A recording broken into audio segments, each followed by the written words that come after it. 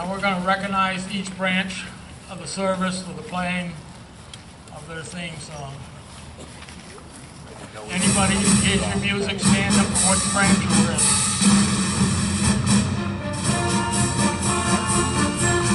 Come on, join me, guys. Get up.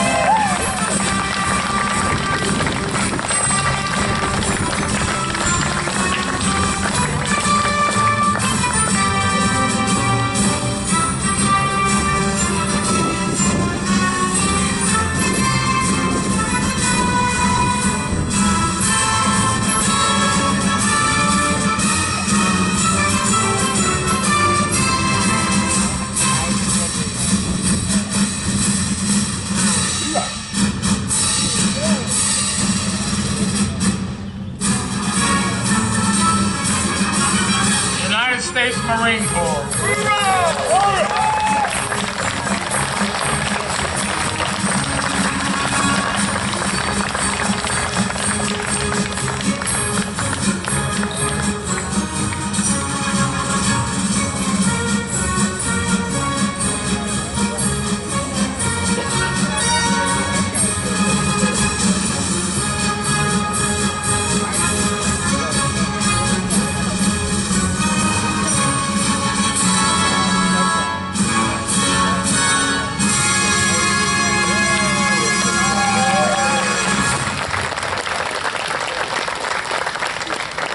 I'd also like to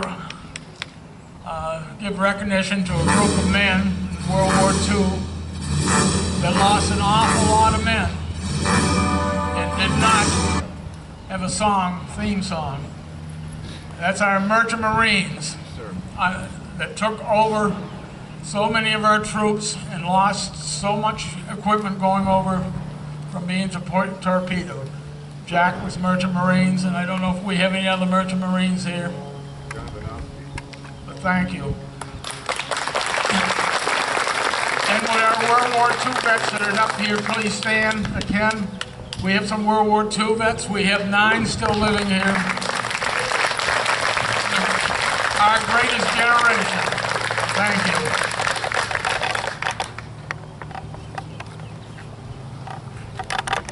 One other family group that we'd like to recognize today is our Gold Star mother.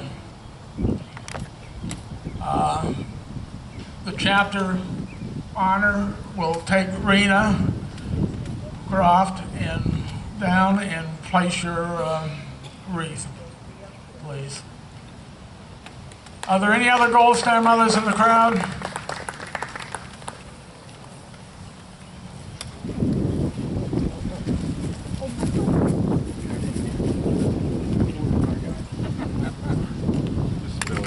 to always honor the family that stayed at home and the ones they lost for their loved ones.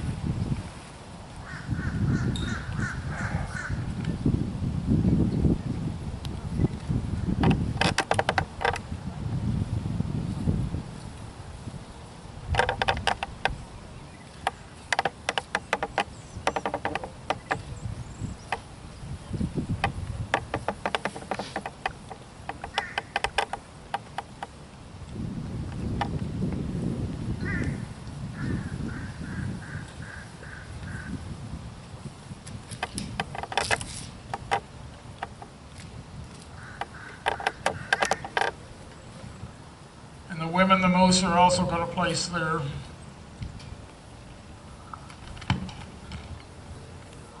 wreath.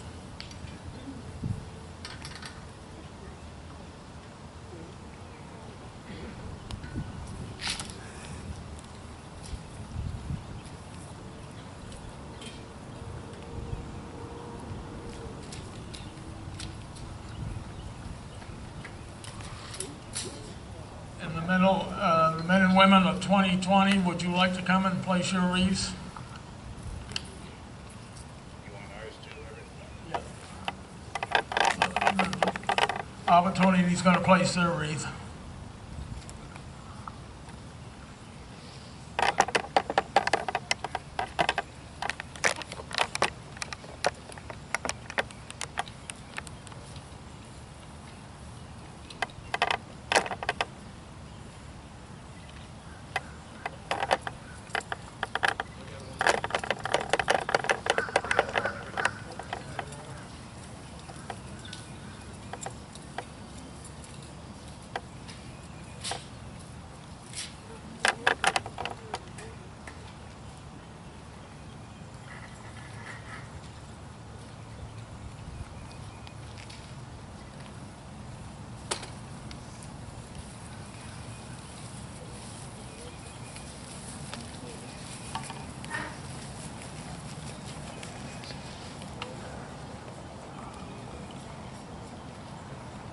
I'd like to recognize anybody with stand that still have family members serving.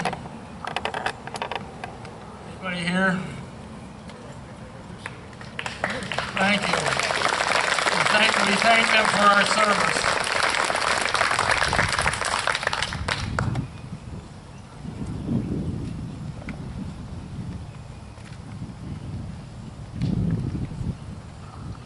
Darlene, where are you? Darlene's going to lead us in the Battle Hymn of the Republic.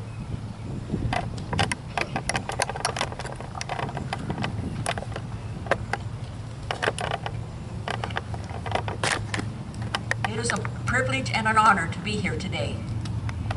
You guys don't know how much you mean to me because you fought for our freedoms. And so I'm going to try to sing this song to the best of my ability.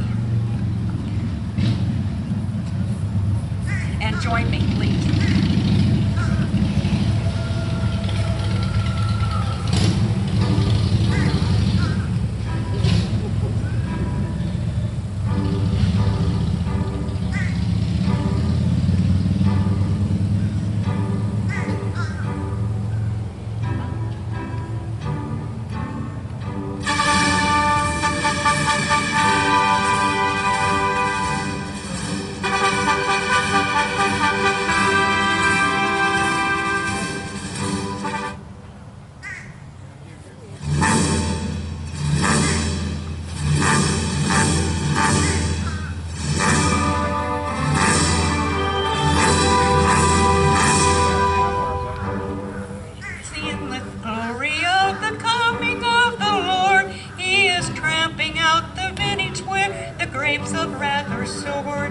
He loosed the fateful lightning of his terrible swift shore.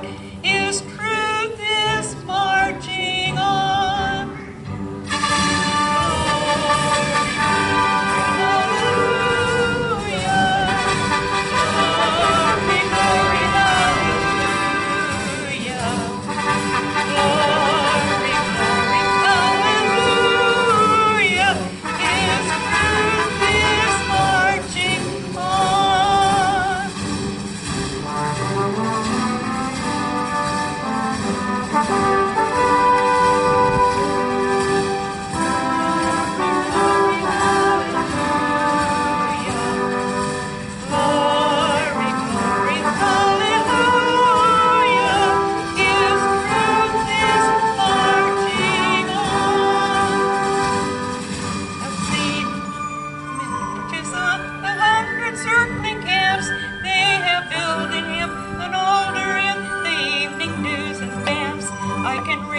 Righteous sentence by the dim flaring lamps, his day is marching on.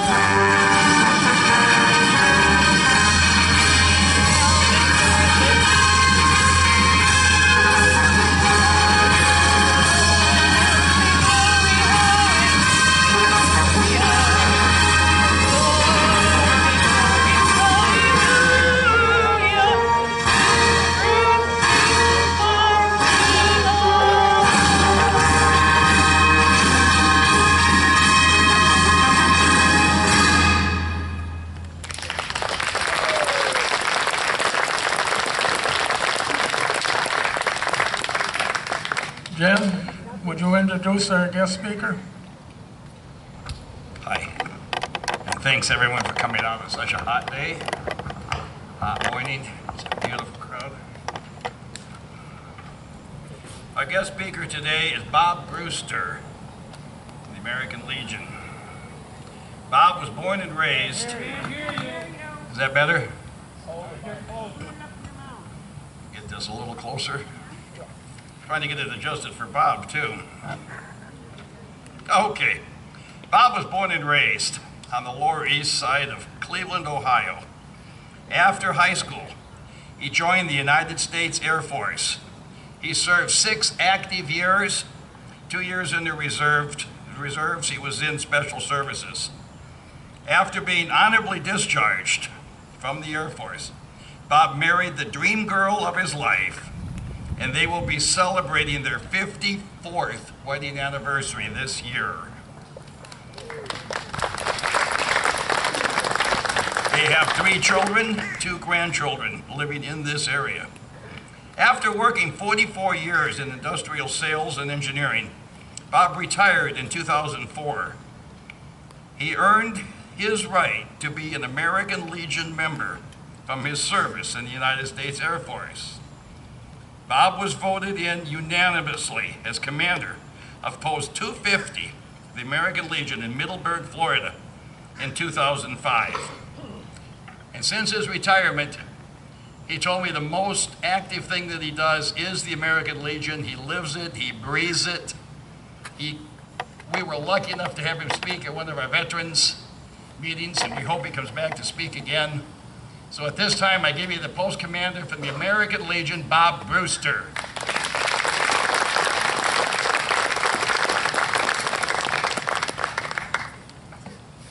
It's a tough act to follow. Before I get into my notes here, I just want to say, he mentioned that my wife, she's sitting out here. Only woman in the world would put up with me for 54 years, I guarantee you that. My years as a salesman, trainer and whatnot, I was gone. Alrighty, I'll do that. I do it at the post for Don, sure, too. Anyway, that's better? All right. During those 44 years I was traveling, I'd be gone 45 weeks a year. So my wife raised the kids. I'd get home on Friday night or Saturday and leave on Monday. Sometimes I'd be gone for 2 or 3 weeks at a time. Traveled the country and I enjoyed it. And one thing I had to do was a lot of speeches at different distributors and training sessions, and I tell them this: if you get done listening to me before I get done talking, let me know and we'll all go home.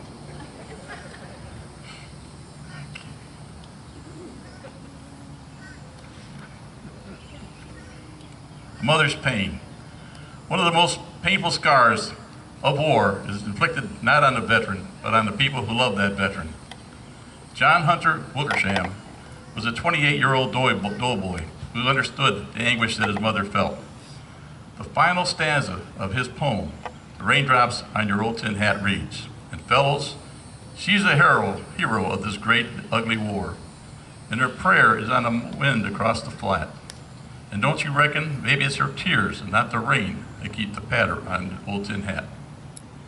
The day he wrote the poem, Second Lieutenant Wickersham was severely wounded in 4 places by a high explosive shell while he was serving in the Army's 353rd Infantry Regiment in France. Before receiving aid for himself, he addressed the wounds of his orderly. Despite a severe loss of blood, Lieutenant Wickersham was then continued to advance upon the enemy and fire his revolver with his left hand, due to the fact that his hand was not operatable. Finally, on September 12, 1918, John Hunter Wickersham, exhausted and bloody, fell on the field of battle. For his gallantry, he was awarded the Medal of Honor. Gotta turn pages. Large print, folks, don't worry about it. Wickersham's poem was about mothers, but it could just easily have been described as a heartache of a wife, a daughter, a sister. It could easily have been described as anguish of a father, a son, a brother, a husband who felt the loss of 1 million American heroes who died bravely for their country while serving in the American Revolution to the current war on terrorism. It is for these heroes that we gather here today. Lieutenant Wickersham made the supreme sacrifice in a war that America entered 1 century ago. It was supposed to be the war that ended all wars, and we know how that worked out. Just last month, on April 8th, our nation lost Staff Sergeant Mark D. Alencar of the 7th Special Forces Group. 5 children lost their father. Mark's uncle remembered the determination of Mark had in training to be a Green Beret. They told him to lose some weight, so Mark would put on a backpack, put bricks and books in it, and you see him running them down the road. They were getting in shape to re-enlist. Alencar wasn't training to wear the uniform. Deadwood, Maryland native, was training to protect our freedom, and that's exactly what he was doing when he gave his life while fighting ISIS in eastern Afghanistan. Unlike past wars, the end of war on terrorism will be less obvious. There'll be no surrender treaty signed aboard a battleship or in a conference room. While wars today may be less defined, one fact is crystal clear: our enemies want us dead. Fortunately, we, the men and women of the U.S. Army, Navy, Air Force, Marine Corps, Coast Guard, doing all they can to protect us. But it's up to us to remember their sacrifice. Long after the battlefield guns have been silenced and the bombs stop exploding, the children of fallen warriors will still be missing a parent. A spouse will be there without their life partners. Parents will continue to grieve for their heroic sons and daughters that died way too early. We need to be there for them, not just members of the American Legion family, but as American citizens. Nobody can replace these fallen heroes, especially in the eyes of their families and those who love them. But we can offer shoulders to cry on, assistance in educational expenses, and assurance that their loved one's sacrifice will not be forgotten. The American Legion has a legacy fund. I think we've already up to around $27 million in that legacy fund. This is not my notes. This is for kids to go to college who have lost a parent during any of the wars. And that's something I'm very proud of. And that sacrifice is often made as service members perform humanitarian missions that benefit innocent civilians in far-off lands. Captain Mary Teresa Klinker was a family flight nurse assigned to Clark Air Base in the Philippines when her C-5A Galaxy crashed outside of Saigon. She was rescuing Vietnam orphans. The mission was called Operation Baby Lift, and she died for her country at age 27. For what they lacked in time, they made up for in valor. Selfless bravery is not gained with exposure, but with an intimate quality that is instilled into character. The process usually involves strong parents or siblings. It is those special families that produce the outstanding men and women who have given everything for our freedom. These families are the fabric of our nation. Our fallen have given what Lincoln called their last measure of devotion. They did it to serve America. They did it to serve us. As Scripture tells us, well done, my good and faithful servant. Well done. Let us live up to their sacrifice. May God bless them, and God bless you, and remember them today. Thank you all for letting me be here.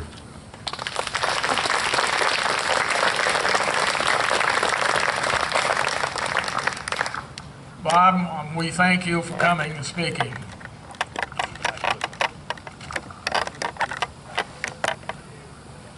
And I think today, on Memorial Day, we'd be remiss if we didn't remember the children that we've raised at Mooseheart.